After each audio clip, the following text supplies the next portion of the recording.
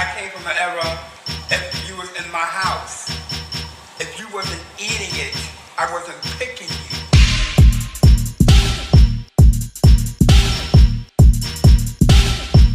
Are you listening to me?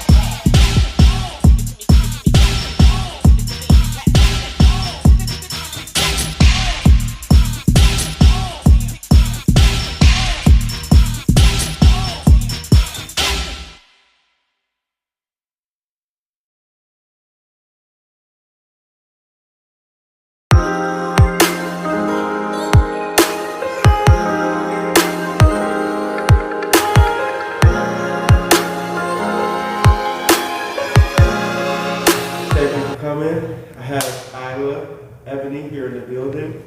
How are you doing today? I'm great. Thank you for being here in LA. It's an honor to talk to you. Thank you so much. I've been wanting to talk to you for a minute now. First, where are you originally from? So I was born in Seattle. Okay. I came to LA at 18 to go to art school. That's where I met my now husband. I dropped out after 1 year and moved to New York when I was 19. And in New York, my partner and I started Purple Crush, which has been our creative entity for 20 years now. All right, congratulations on that. I know that you recently did the music for season 2 of Legendary. Mm-hmm. So congratulations on that. Thank you. The show Legendary is amazing. First, how did you first even find out about the scene? How did you get involved with the scene? And how did that transition into you becoming a part of it? Right. So I, for 10 years, was an underground club music artist in New York. And we got involved in the pop music game, ghostwriting for a producer. We did some stuff for Lady Gaga, and that took us to LA. We came out here to, really try and make music sustainable for ourselves. And that all turned ugly really fast. There was a lawsuit, and we got really turned off by the music industry and just went further underground. And our creative circles were always queer. In New York, it was more of a mixed scene, as New York tends to be. In Los Angeles, everything was very segregated. And so when we went underground, we were just completely in the underground LGBTQ community, which was at the time, pretty insular. And there was sort of West Hollywood is its own annexed city, and that's like, gay mecca. But downtown LA was, at the time, building a really juicy underground scene, and the music and the performances were really hot. And so I was performing it around drag queens all the time. And that's how I got pulled into ballroom. I knew about voguing, I knew about ballroom. I had no idea when I was in New York that cisgendered women were involved. I wish I had known, because I wish I had been voguing a lot longer. But so I started off in ballroom as a promoter. I was with all my friends in downtown LA, and we would all sort of fake Vogue in the club. We'd get a circle going, and sort of half knew what we were doing. And I said, we need a space for this. So I've always identified with Banjee. I've always felt like a Banjee girl. And so I started Banjee Ball. And pretty quickly after starting Banjee Ball, I got pulled into the ballroom scene, which was its own little hidden scene in LA. And then shortly after that, I started voguing. And then I got bit by the Vogue bug, and then I was determined to.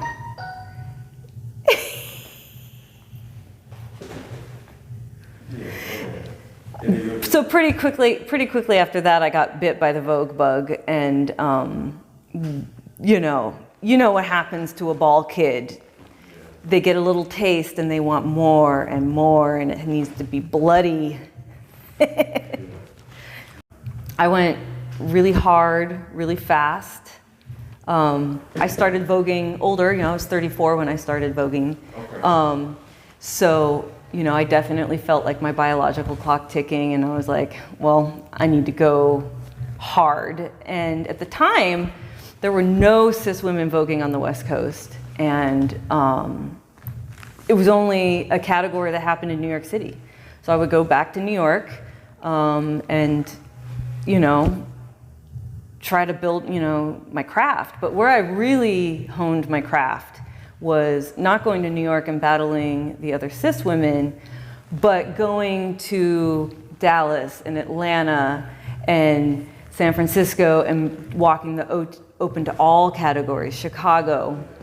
That's where I actually really made my name. I won 1,000 in Atlanta. Started like peeping you out in Atlanta. That was kind of when I really established myself. 2015 Latex Balls when I really stepped out. I was sort of no one, a few people knew me, but no one really knew me. And then I just kept processing and made it to the final battle with Inksy and lost by 1 vote without having all my elements down. Thank you very much. But Atlanta is when I really, when the girls learned that I was not just a girl, another cis girl, but I'll seat the butch queens. Yeah. Have you ever experienced that, I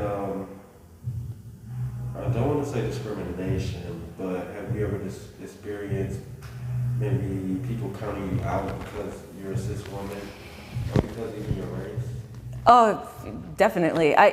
But I feel like I get both sides of it. There's times when it works in my favor, and there's times when, it works against me. In what way? Explain that. Sometimes there's the novelty. I feel like maybe some of my votes that I would get was just shock that a white girl was doing what she was doing. The other guy was maybe voguing a little harder than me, but so yeah, there's that shock value, the tokenism. But then, I've definitely deal with my race and gender as an issue for people. It's triggering. I am triggering, and I'm not your typical white woman. I don't kiss ass at all, and I think people expect a white woman to kiss ass.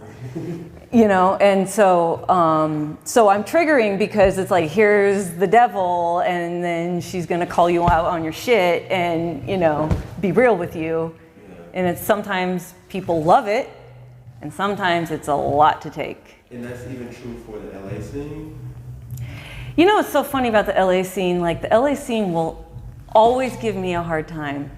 And they'll just let white women come through and give them their roses. And they'll just always have something to say about me. It's just, I thought LA would be more accepted because just the nightlife out here, it seems all very mixed. Everybody seems mixed together. It is, well, actually no, it's kind of segregated, but now it's mixed. When I got really involved in ballroom, it was definitely, LA has issues. LA has issues. I think the geography, the spreading out of neighborhoods keeps access away.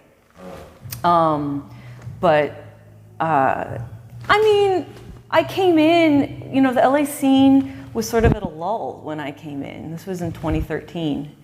And for a lot of reasons, people weren't throwing functions, there'd been a lot of fights, venues weren't taking them anymore.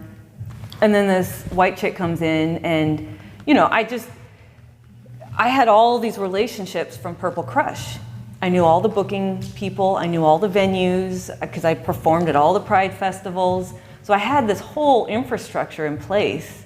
And then I started this, you know, Kiki Ball, and it just took off. And so I think why LA sometimes has a hard time with me is because I came in and I became a leader within the community pretty quickly. But I also think sometimes people didn't really realize how old I was.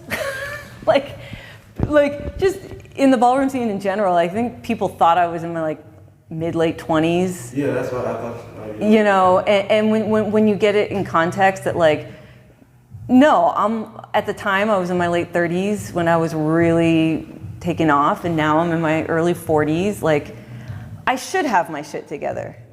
I hope everyone in the community has their shit together when they're 42. You know, and I mean, I don't still have my shit together, but it's like, I'm not a struggling artist anymore, you know, I have... You're making it work. Yeah, I'm making it work, exactly. Yeah, you're elevating, you're constantly growing. Would you agree that you are far ahead than you were 5 years ago? Farther in? Further ahead, professionally. Well, that's the thing, is that like, ballroom changed my life.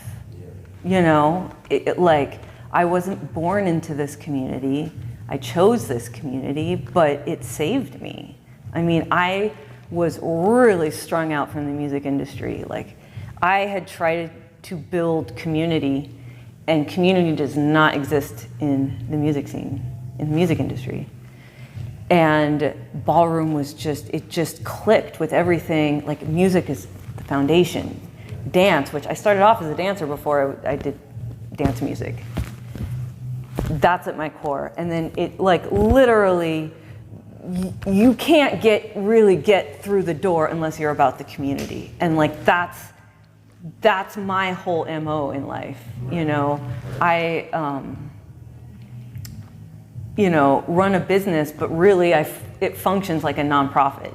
Yeah. You know, and in fact, I'm now that we just finally LLC'd Purple Crush, I'm like ready to make Banjee Ball a nonprofit.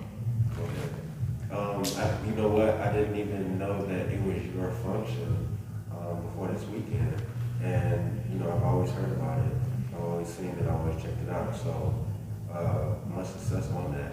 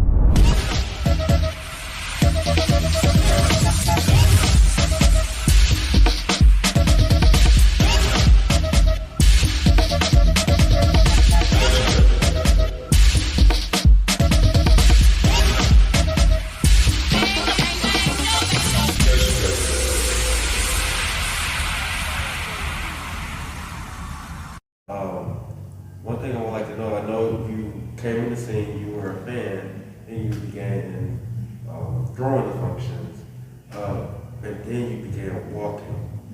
Who were some of the people that directly inspired you? Like, who were some of the people that you saw and was like, well, I gotta get out there? Or was it even just everybody in general? Well, I got accused a lot, rest in peace, Mona Lure, for voguing like a butch queen. And it's because I just was around butch queens, and I, like, you know, Kevin Jay-Z is to this day still one of my favorite voguers. Star Revlon's one of my favorite voguers.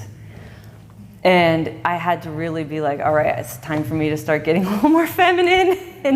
And I did have the, the honor and to meet up with Deja in Harlem, and she sat with me and worked with me, and she's a big inspiration. If I could choose one Voguer that I want my Vogue to be like, it's Allura. Oh, wow. And what is it about her performance that stands out more than anybody?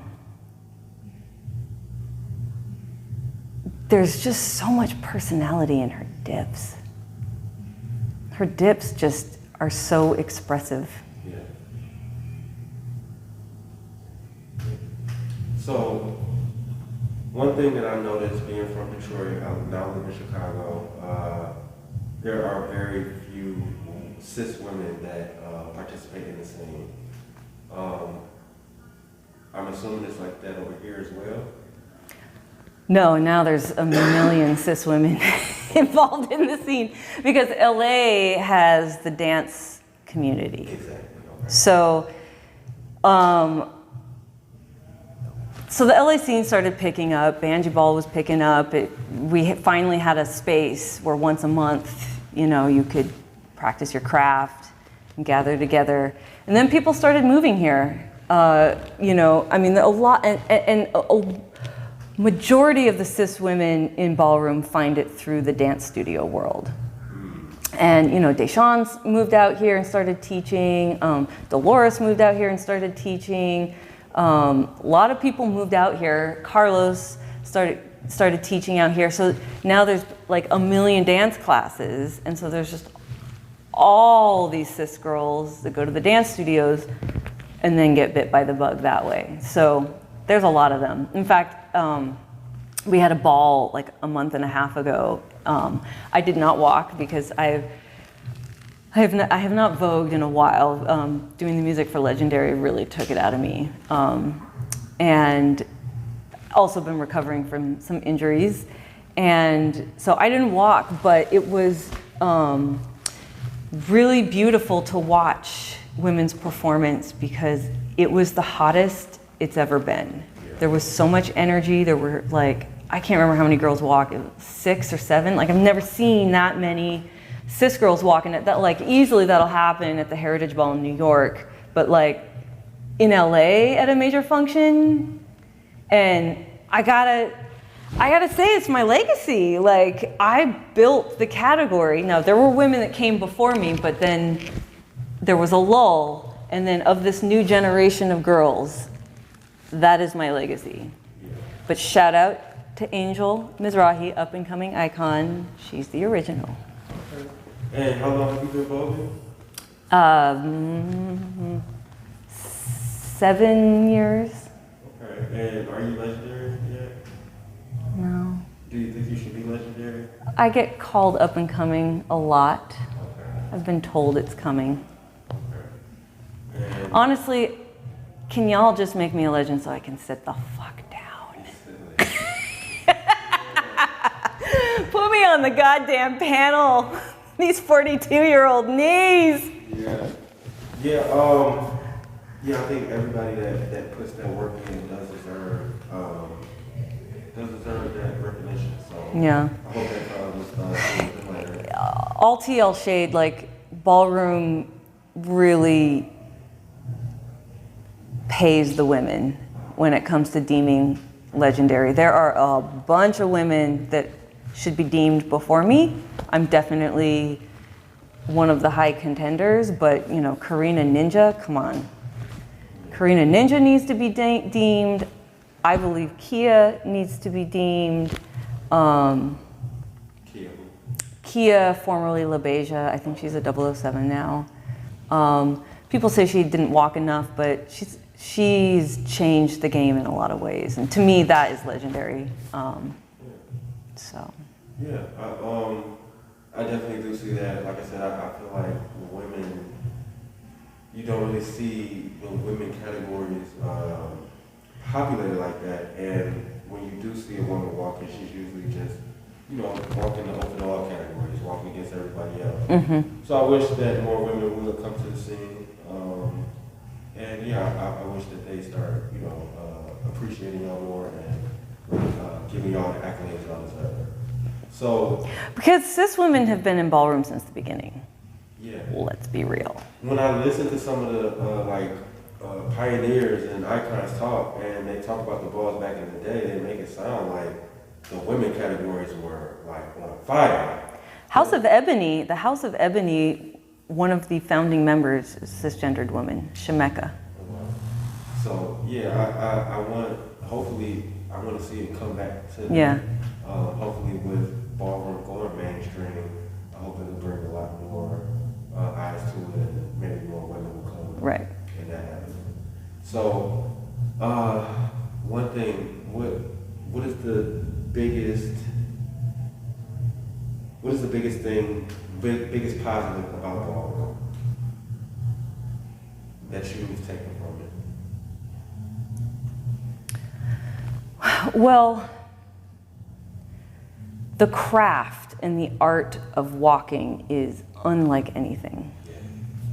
But the community and the entire infrastructure that has been built, is unlike anything.